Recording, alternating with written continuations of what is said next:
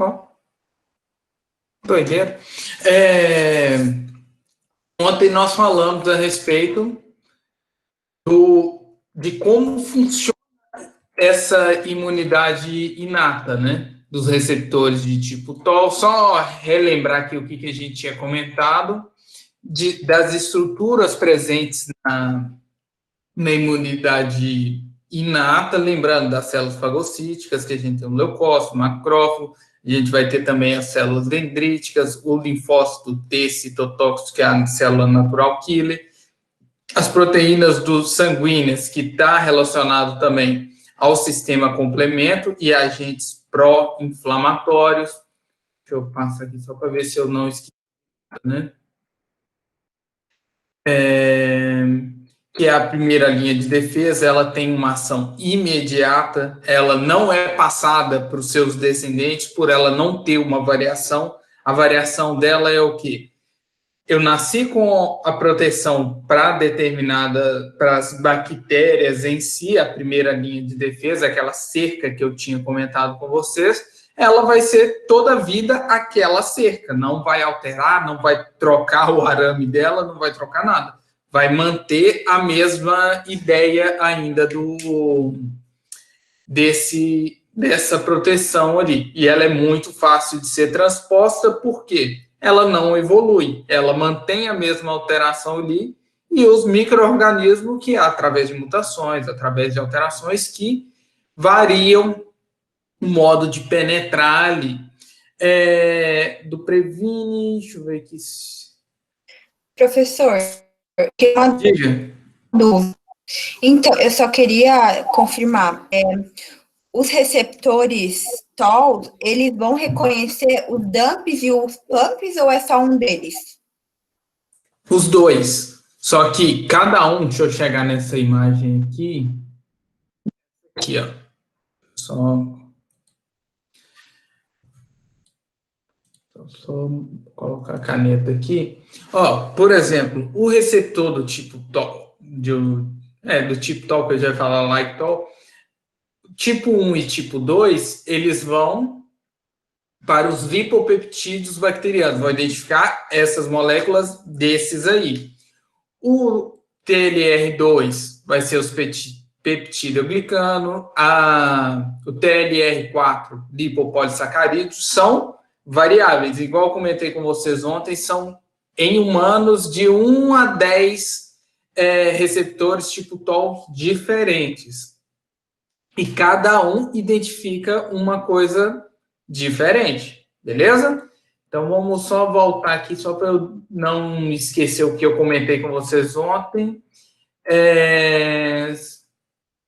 Que esse esquema da imunidade inata é semelhante tanto nos mamíferos quanto em plantas e insetos. Isso demonstra a evolução que nós tivemos com o passar do tempo. Opa, deixa eu apagar aqui. Aí nós comentamos a respeito dos padrões moleculares associados aos patógenos, que são os PUMPs e os DUMPs, que a importância dele reconhecer uma porção vital do micro-organismo. Se ele não reconhece, igual eu comentei a respeito da mão, por exemplo, reconheceu só minha mão. Se atacou minha mão, eu continuo vivendo ainda. Atacou o dedo do Lula, eu continuo vivendo ainda. É o mesmo esquema. Os DUMPs, igual eu comentei a respeito com vocês, não necessariamente precisa de uma infecção ali, pode ser um trauma, pode ser um calor, pode ser qualquer outra alteração que vai liberar essas moléculas padrões, entre aspas, que a apoptose não vai liberar esses DUMPs. Quem vai reconhecer esses DUMPs e PUMPs são os receptores de reconhecimento padrão. Dentre deles que nós vamos ter o receptor de tipo TOL. E são diversas classes de receptores. Comentei com vocês que esses receptores se mantiveram durante o tempo, a evolução. São vários diferentes. Comentei isso agora há pouco também com vocês. falamos que o pastor alemão tem algumas linhagens que têm uma deficiência como é que chama? Na síntese desses receptores, e com isso eles ficam um pouco mais susceptíveis a infecções. Essa é a principal característica. Isso a gente tinha comentado. Agora, a parte de hoje, para a gente não delongar muito essas coisas.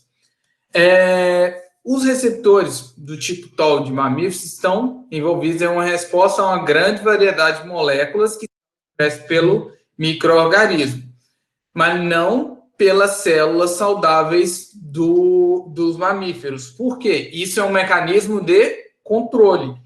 Como eu tinha comentado com vocês a respeito da inflamação ontem. Se tivesse uma inflamação, toda uma reação, toda vez que tivesse a apoptose, uma reação, quando tivesse uma apoptose, o que iria ocorrer? Teria como se fosse uma inflamação crônica, uma reação em cadeia que ia acabar culminando em óbito desse animal. Por isso, esses receptores do tipo TOL vão reconhecer os PAMPs e os DAMPs. Os PAMPs são provenientes de quê? De micro-organismos exógenos ao corpo. Ele vai identificar algumas porções, algumas moléculas desses micro-organismos. Pode ser a membrana, pode ser a parede, etc., do micro-organismo. Mas as células eucariotas presentes em nós mamíferos e saudáveis, sem dano, sem estar rompida nem nada, ela não é esses receptores não serão reconhecidos ali. Beleza? Agora, outra coisa. Os receptores tipo TOL também estão... Isso eu acho que eu comentei com vocês ontem. Eles são relacionados com a resposta de expressão e localização que indicam dano celular. O que seria isso? Quando, por exemplo, a gente tem um choque térmico em um tecido nosso cutâneo, essas coisas, o que vai acontecer? Ele libera uma proteína extracelular, essa célula vai estar rompida, vai liberar essa proteína de choque térmico, que eu esqueci a sigla dela, se eu não me engano é HSA, e essa HMGB1. Isso eu acho que eu passei para vocês quando a gente estava falando do sistema complemento há alguns meses atrás, que nada mais é que é um quadro 1 de alta mobilidade, que é uma proteína também. Essas proteínas, geralmente, elas vão estar onde? Dentro da célula.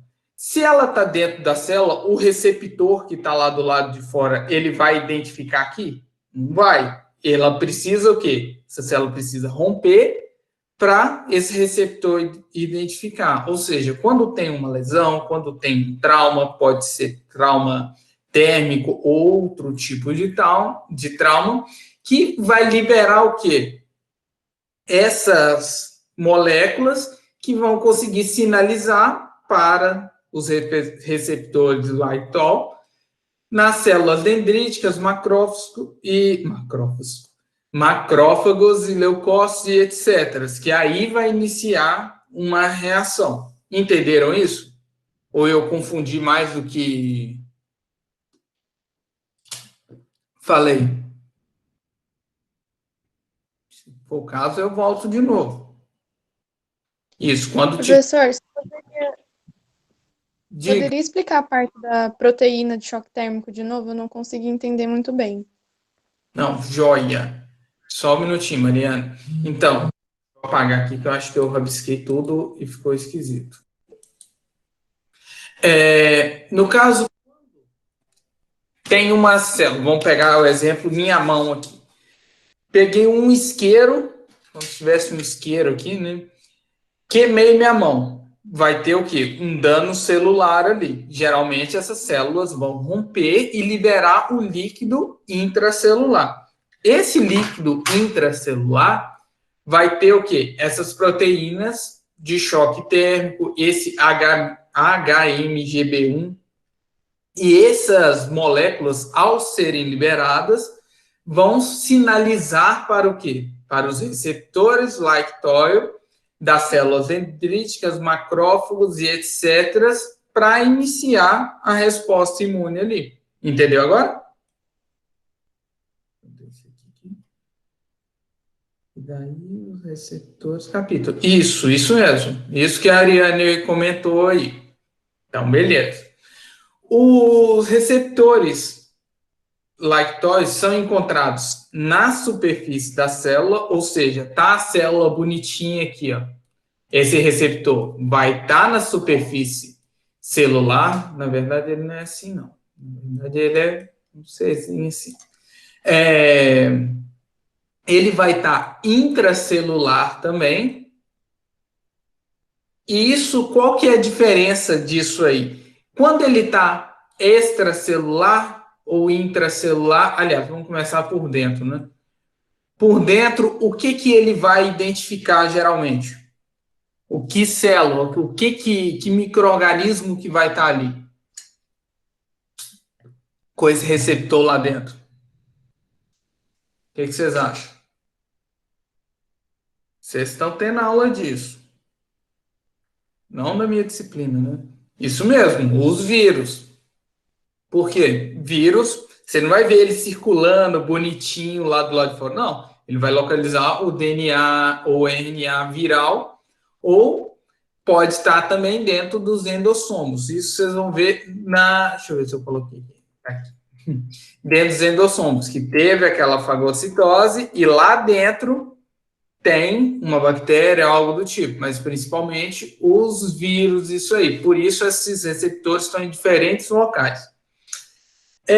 O reconhecimento desses ligantes microbianos resulta na ativação de várias vias de sinalização. O que seria isso? A partir do momento que você sinaliza que tem uma alteração, o que vai acontecer? Vai iniciar fatores de transcrição que vão induzir a expressão de genes, os produtos são importantes para as respostas inflamatórias e antivirais. Meio esquisito isso que eu falei, né? Vamos apagar isso aqui. Por exemplo, desenhar aqui. Tá a célula lá. Fazer o receptor aqui. Ela identificou a bactéria XYZ aqui. Essa bactéria XYZ, ao se ligar ao receptor, suponhamos que isso aqui está ligado, ele vai mandar sinais aqui para sintetizar proteínas e moléculas para quê? Para ativar essa resposta inflamatória e antiviral. A resposta antiviral, o que ele vai fazer? Ele vai produzir uma proteína, uma molécula diferente, que vai se ligar a outras células para o quê? Serem fagocitadas e assim eliminar essa célula. Isso é a ação antiviral na resposta imune. Mas eu vou passar ali mais para frente, vocês vão entender direitinho. Recrutamento de outras células também. Vão sinalizar, que aí vão ter outros receptores e vai ligando mais ainda. Deixa eu colocar a imagem. Igual eu falei com vocês, hoje o negócio seria mais rápido do que a gente imaginava, né? Olha que interessante isso aqui, ó. Tem um peptidoglicano, que é uma molécula, se ligou nesses receptores aqui, ou uma membrana de lipossacarídeos. Isso aqui são o quê? Presente em bactérias. Aqui temos essa proteína, eu esqueci o nome dela, cadê meu caderninho? Que é uma proteína adaptadora, ou seja, ativou aqui, ligou, ativou, vai ligar essa proteína adaptadora que vai fazer com que se expresse esses genes pró-inflamatórios, que são citocinas, deixa eu apagar isso de novo. Caramba. Que são as citocinas. Citocinas, a gente vai ter o fator de necrose tumoral, a interleucina 1 e 6. Sempre vocês vão observar que a interleucina 1 e 6 essas duas são pró-inflamatórias, beleza? sempre ela vai estar relacionado com a inflamação. As quimiocinas, o que é a quimiocina? Isso eu comentei com vocês em aula presencial ainda. Vocês lembram ou não? O que seria essa quimiocina? Tá cheio dos negócios aqui.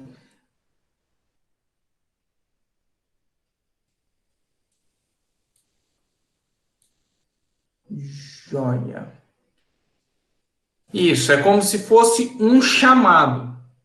Olha, eu vou responder sua pergunta rapidinho. Só de finalizar isso aqui, eu já te explico direitinho. Mas o que acontece? Tem essa proteína adaptativa aqui, que é esse MyD88 e esse TRIF. Esse TRIF, ambos são proteínas adaptativas. É tipo, sinalizou, vou ligar ali e vou liberar o sinal para o quê? Fazer esse fator nuclear kappa B que vai produzir isso aqui. Ó. E isso vai conseguir o quê? Estimular a imunidade adaptativa.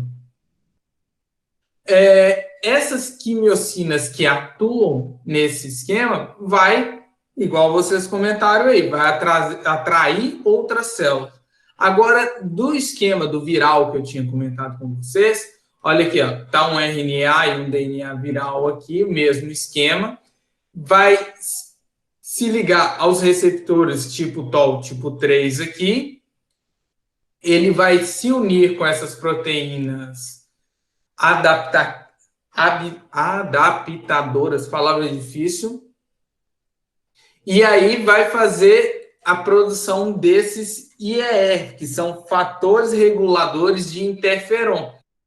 Igual eu comentei com alguém já a respeito disso, que é importante nós colocarmos sempre da seguinte maneira: não dá para fazer uma reação dessas coisas sem uma regulação, senão vira uma bola de neve e acaba matando o próprio hospedeiro ali.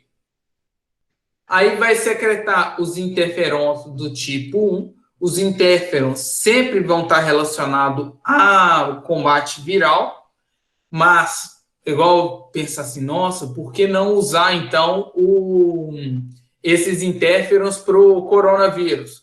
Não, eles têm suas indicações, porém, os efeitos colaterais disso aí, não sei se tem alguém com doença autoimune, por exemplo, esclerose múltipla, essas coisas, que tomam interferon beta, diz que o efeito colateral desse trem é feio para danar. Mas, vocês entenderam isso aqui? Que tem o receptor ligatório na membrana, a partir do momento que ele é ativado por um micro-organismo, por um pump ou um dump da vida, ele vai se unir a uma molécula adaptadora, uma proteína adaptadora, e assim vai produzir, sintetizar, por exemplo, nesse caso aqui é o fator regulatório de interferons e aqui o fator nuclear kappa B. Isso não quero que vocês decorem isso, eu só quero que vocês entendam, pensem que o buraco é mais embaixo um bocadinho. Entenderam? Entenderam isso aqui? Só para eu responder o povo direitinho. Ou não?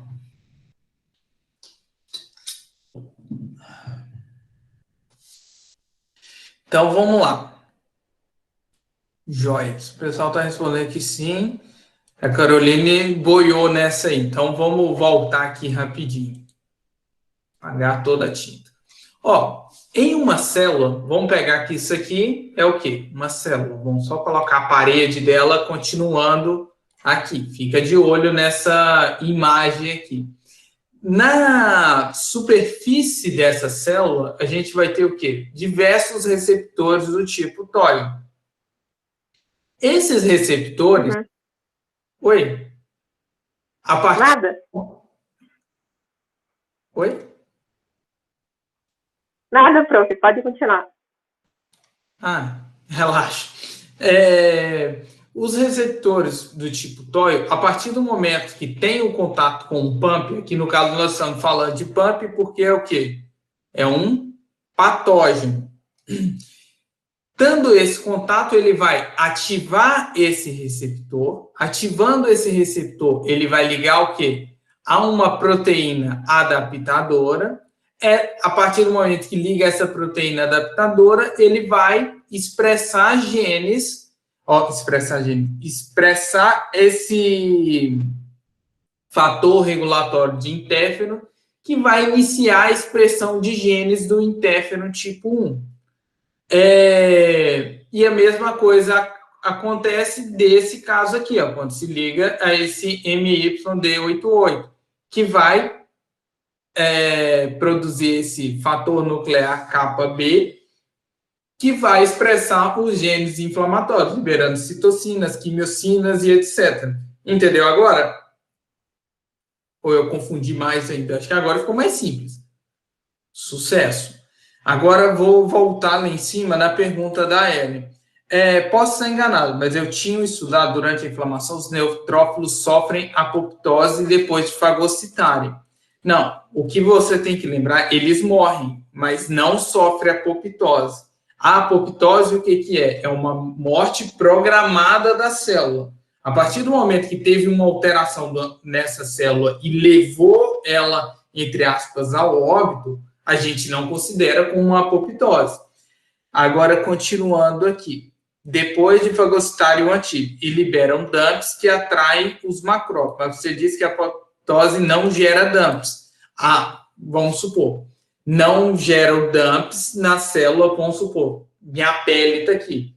Eu tenho apoptose, não é a mesma pele desde que eu nasci, apesar de ser uma cutis de bebê, né? Ela sofre apoptose e está nascendo outras células ali. O que eu estou falando é que a célula que estava para morrer automaticamente, não, já programada, essa não vai liberar os DAMPs. Agora, aquela que morreu, seja por um patógeno, seja por uma lesão tecidual ou por algo do tipo, isso sim que vai liberar os DAMPs. Entendeu agora? Sucesso.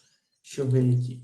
Agora o Wellington. Os receptores tipo TOL que estão na membrana lipídica também reconhecem epítopos nos envelopes dos vírus ou só os intracelulares que identificam as proteínas virais?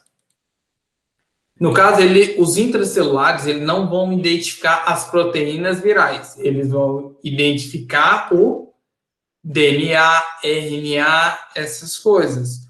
As proteínas, agora você me apertou, não sei lhe responder a respeito dos epítopos dos envelopes, mas creio que não identifica com maestria. Eu acho que é bem, assim, passível de ser transpassado aí e a imunidade adaptativa ter que atuar. Beleza? Essas proteínas adaptadoras podem ser consideradas responsáveis pela indução de resposta adaptativa ou não tem relação? Não necessariamente. Essa proteína adaptadora pode ser considerada responsável pela indução. No caso, Mariana, você está comentando dessas aqui? Essas duas? Ou não? Não, ela não necessariamente vai ser responsável pela indução da resposta adaptativa. O que vai auxiliar nessa resposta adaptativa será a expressão principalmente dos genes inflamatórios, que aí serão outras proteínas que vão ativar. Beleza? Entendeu? Então, joia. Então, pessoal, tem mais isso aqui, sucesso. Só que nós temos, não é só os receptores de tipo TOI, a gente vai ter também outros receptores, como o receptor tipo RIG, tipo NOD, receptor de Mannose, entre outros. Só que eu sou gente boa. Imagina se eu fosse para introduzir todos esses receptores na cabeça de vocês hoje, isso aí. Não daria, mas vamos por parte. Nós vamos ter esses receptores são receptores citosólicos, ou seja, eles vão estar no citosol celular, que são esses NOD e o RIG. São sensores de DNA também ali dentro, eles vão identificar essas alterações ali. No caso dos receptores tipo NOD, eles são uma família de mais ou menos uns 20 diferentes proteínas ali, nos quais vão reconhecer pumps e dumps, e vão recrutar outras proteínas para realizar a sinalização que vai promover a inflamação disso aí. Deixa eu ir mais para frente um pouquinho. Em relação ao... Deixa eu ver se eu consigo colocar a imagem para vocês aqui, que eu não coloquei aí. A gente tem sempre que lembrar disso aí, mas que não são quantos receptores, no caso, o quê? Desculpa, eu vou apresentação. Não entendi a pergunta. Que existem? Sua pergunta, Ariane? Ou não? Quantos receptores existem? Não, professor, foi só uma constatação, tipo, é muito receptor. Justamente, eu queria saber se tinha mais do que o tipo tal, e é muito receptor, né? Ah, sim. Não, são vários receptores de reconhecimento padrão. Então, esses receptores de reconhecimento padrão, vamos gravar isso aí, então. Eles vão reconhecer os pumps e os dumps, tanto intracelular quanto extracelular. Desses receptores de reconhecimento padrão, a gente vai ter os receptores tipo TOIO, os receptores RIG, tipo RIG, tipo NOD, receptores de mannose e outros, ou seja, isso aqui é só o início da lista ali. Mas não tem necessidade nenhuma a gente ir abordando a fundo nisso aí. Só se a gente fosse um projeto aqui de ensino de imunologia para virar todo mundo imunologista e descobrir a cura aí para o coronavírus e todo mundo voltar para a aula, mas não é bem assim. Nós todos aí somos veterinários. Esse aqui é o básico que a gente precisava entender, pessoal, dessa parte de imunidade inata. Esse é o básico. O que nós vamos abordar na próxima aula? Eu estava pensando em abordar a imunidade adaptativa, só que ela é um pouquinho mais extensa que isso aqui. O que eu quero fazer, no caso, eu vou já até fechar o vídeo aqui. Espera aí, fechar o vídeo? Não. Isso.